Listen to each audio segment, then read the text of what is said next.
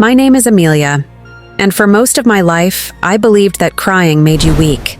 I believed that strength meant holding everything together, smiling when your world was falling apart, pretending to be fine when your heart was bleeding inside. I was wrong. I grew up in a home where emotions were never spoken of.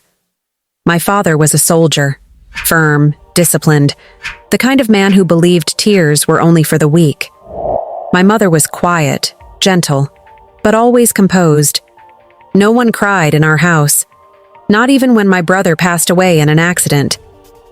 The day he died, I sat in the corner of the room, waiting for someone, anyone, to break down. But no one did. Not my father. Not my mother. Just silence. So I learned that silence was strength.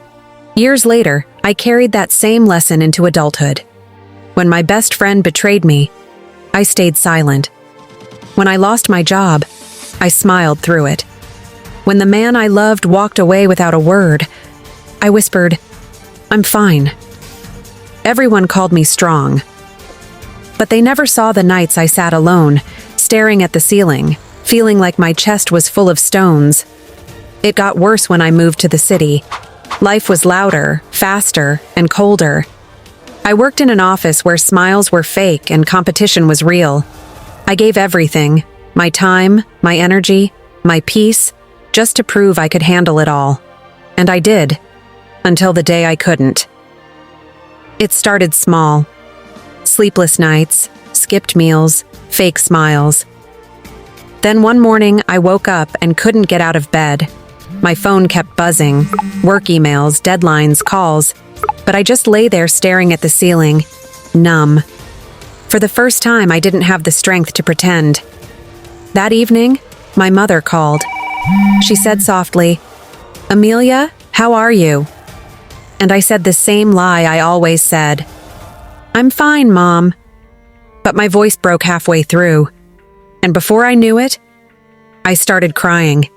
Not the quiet tears, the kind that come from deep inside, the kind you've been holding back for years. It felt like my heart was finally screaming for help after being silent too long. My mother didn't say a word. She just listened. And when I finally stopped, she whispered, "Sweetheart, crying doesn't make you weak. It means you've been strong for too long." Those words hit me like lightning. I'd spent my whole life trying to be tough, thinking emotions made me less, when in truth, they made me human. After that night, something changed. I stopped apologizing for feeling. I started being honest with myself, admitting when I was tired, sad, or hurt. I realized that the real strength isn't in pretending to be unbreakable. It's in being brave enough to let yourself fall apart and still rise again. Months later, I went back home. My father was sitting on the porch, older now, quieter. He looked at me and said, "You've changed."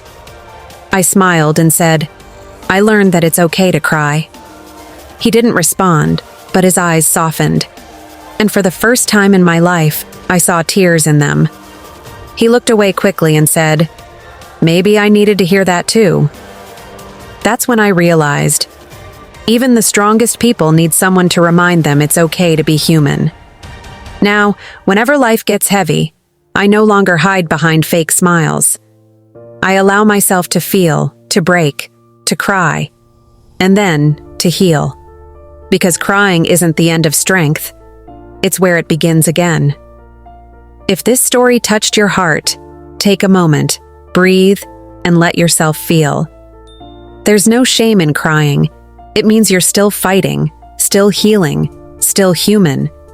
This is StarScope, where every story reminds you that strength comes from the heart. Don't forget to like, share, and subscribe to this channel. Thank you.